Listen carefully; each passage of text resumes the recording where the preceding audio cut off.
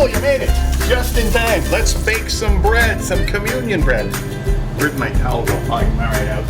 Now, I know we're making communion bread and not lefse, but this is my favorite lefse making apron. And if you're in the church kitchen where they make lefse, you gotta wear the lefse. Anyway, let's start the oven up, shall we? Anytime you want to make this really good bread, make sure you get your oven to 350 degrees. Put it on however you put your oven onto preheat, and away we go. All right, so you're gonna need some stuff before you get started. You're gonna need a big bowl because you're gonna have a bunch of flour. You're gonna need a not quite so big bowl for mixing the liquidy stuff together. We'll get to that. So make sure you have these handy. You're gonna need all of your mixing tools and all of that, and all of your measuring stuff. You gotta have your favorite mixing spoon. You gotta have that ready to go. This is a really, really great recipe.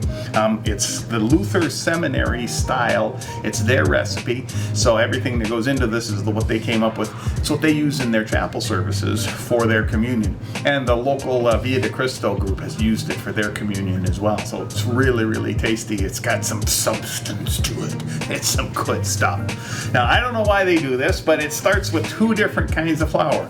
You gotta have 2 cups of the whole wheat. And my mother used to say, my mother used to bake just like, about this much and about that much. And there's going to be some of that as we move along here, because when it doesn't have the right consistency, we may need to add some more flour later. So anyway, so you got your 2 cups of your whole wheat flour and 1 cup of white flour. Now you may be asking yourself, as the camera crew did, why do you need 2 different kinds of flour? I have no idea. Call the seminary, maybe they know. This recipe's been around for such a long time, the first person that came up with it is probably dead by now. Anyway, so they say to sift it together. I don't have a sifter, so you just have a good spoon like this and you just keep stirring it around till you get it to so it doesn't look like there's 2 different kinds of flours in there.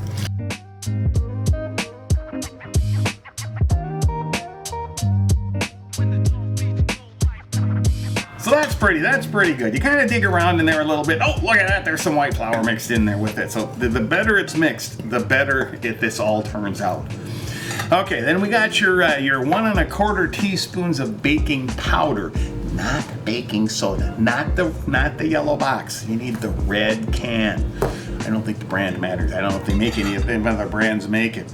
Again, sifting is a cool tool if you've got it. If not, just stir it a whole bunch. And then you can add your 1 1/4 teaspoons of salt as well. Anyway, whatever kind of salt you want to use for that is fine. And just keep mixing it and mixing it and mixing it. And this is a good thing if you're doing this as a family. So once you get it all together and you're working on figuring out how that goes, then one person can just keep mixing and mixing and mixing and mixing. Maybe that's something mom could do or dad could do. Depends on who's the worst baker in the bunch. But they can just keep mixing it as they go. And then you move over here to the wet stuff. But before we do that, you mix the oil into this dry part. So once mom or dad or your older brother, who's already done this a couple years ago, or your younger sister who might be doing it next year, when they're done stirring it in there, then they say cut it in. Anyway. And you can measure it in directly, or you can pre-do it the way we did with these cute little cups, or if you've got some cute little cups at your house, that works too. It's not a bad thing to do. But this is one of those things. This takes some time to make sure that gets mixed in kind of all over the place. You see how it's kind of clumping up in there now? You kind of want to make sure that doesn't happen. You need to just keep sort of swooshing it around and stirring it around to make sure it just gets all good. And the more you do it at the start of things, the less you have to do it later on. You're starting to see that there's flour flying all over the place. This can be messy. Parents, be warned, this can get messy. So we'll call that good for now. And then, all right, in this littler thing, we need really, really hot water. And here at church, we have this really cool thing. It's the thing that makes our coffee, also makes this really, really hot water. So you can boil some on the stove, or if you've got one of those little crock pot things, it's an appliance that my daughter said everybody has to have now. It's just this thing that heats water. When I was in college, they were called hot pots. I don't know what they call them now. 3/4 of a cup and a little more.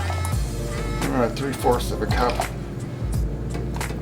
You see what I'm talking about? My mom, she just puts squirt a little bit. That's about right. That'll work.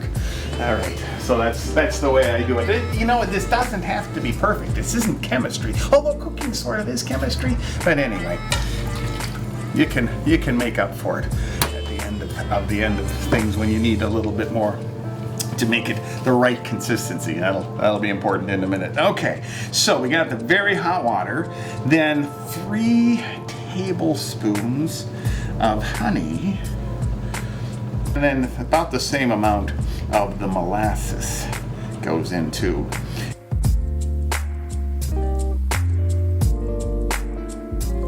All right. You mix that well, and just mix that until it's not sticky anymore. And it looks like it's just like soy sauce. It has sort of a soy sauce consistency when it's done. And you get sort of this honey molasses smell. That's what makes this bread so good, is just all of the wonderful smells with this. Now this isn't exactly like the bread that the Israelites used at the Passover, although it's meant to remind us about that. And it's probably not very much like the bread that Jesus and his disciples used for the Last Supper either. Although there was some over the centuries between those two events, between the Passover, when they made that unleavened bread, and unleavened, I remember what that means? It means there's no yeast in it. It's not going to rise. So that's kind of the point of this communion bread at its most sort of, not really best, but kind of the most proper is unleavened. That's a lot of times you end up with those little wafery things, which they're just basically flour and water, maybe with a little bit of salt, and they have the consistency of styrofoam, which is why we're making this, because the consistency and the flavor and the texture and the smell is just so much better. Looks like we're in good shape there. The hot water is what helps mix this all together. Get this over here. Do not drink the oil. Just add that in there. This is a really handy tool. This little rubber spatula thing. You guys should invest in one of these if you don't already have it. It really helps to get everything right where it needs to go. I'm going to start my own line, and it'll be a fundraiser for the church. Anyway, so then just mix this. And this is where it can get even extra messy. And it's off. It looks like it's going to be, that's like not enough liquid in there. Have patience, because you might have to add more water. But you mix it first. Now, a lot of times when we're doing this with at pre-communion, and we're doing it as a part of the class, as long as you've washed your hands, and if you're doing this at home, if you're cool with that,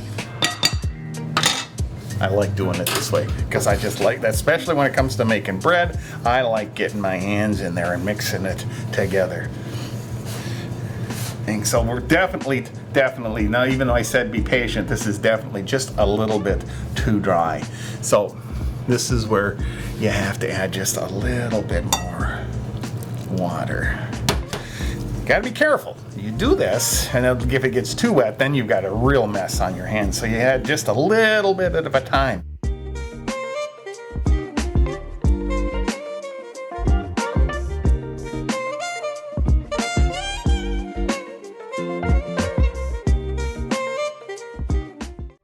It's starting to get that wonderful whole wheat smell mixed together with the honey coming out of there and the molasses. It's still just a little dry, and if that happens, this is where it gets tricky. Really tricky, because you just got to add a little bit at a time. See how it's a little dry down there in the bottom? There we go. And at this point, it doesn't have to be hot water. It could just be water. That works pretty well. But you see that it's sort of almost to the consistency of Play-Doh. See that consistency? It sticks together, it clumps, kind of like Well, now it's a little bit, still just a hair dry, but I think I'm gonna go with that. So then you divide this pile up into like 4 equal parts. 4 equal, yeah, a ball for each one. And part of the mixing process, part of the kneading process ends up mixing everything that was maybe a little bit not mixed is now a lot more mixed together. So yeah, this ended up just a tad dry, but I'm gonna go with it. I keep telling you that. If you have a rolling pin, you can use that at this point. We got our tray over here in the oven when we get these all on here. So, but it works really well just to do it by hand. You just put it on the surface that you're gonna bake it in and flatten it out till you get it. Now the recipe says 1/4 inch thick circle. Then you can mark it with a knife and make it into little squares if you want to do that. But you have to go pretty deep. That makes it easier to break it into small pieces for people to use for communion, especially at church. The sign of the cross on it if you want to do that. And if yours don't look just like this, that's okay. They can look any way you want. They're all about the same thickness before you start baking. Otherwise, it's going to get done at different times. I'm going to call that ready.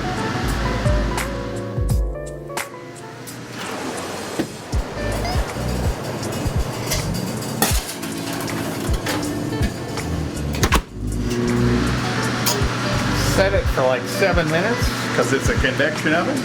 See what it looks like when the buzzer goes on. All right, it's almost been. It's been a little over 5 minutes. So with the convection oven, it's time. We're like 7, close to 8. So let's check it out. See what we got going on here. I think it's just about right. This might have been just a little on the thick side, but that's the way it goes sometimes. It's nice to have a brush. You know, if you're going to use a paintbrush, make sure it's a brand new one that you haven't used for painting or varnishing. If you have a kitchen brush, that's the best. But this is really, it's fun. Only a single layer. Don't get carried away and go back and like a second layer. Anyway, make sure it's well spread. And if a little bit crumbles off like that, then that gives it the opportunity to go, I wonder how it tastes. It's about right. It's about right. It won't take long now. Put that in there. She'll go up. We'll give her 5 minutes. She'll be down. You know what that sound means. Let's take it out and see what it looks like. This is going to be hot. I know you're going to want to try it right away. It's going to be hot. Don't do it. That is about the way I hope it looks. You can only get this once a year at Our Savior's.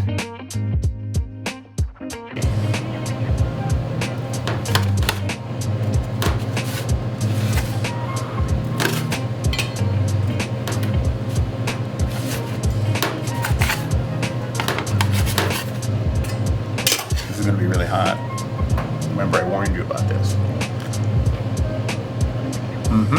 That's what I'm talking about. It worked. There it is, communion bread.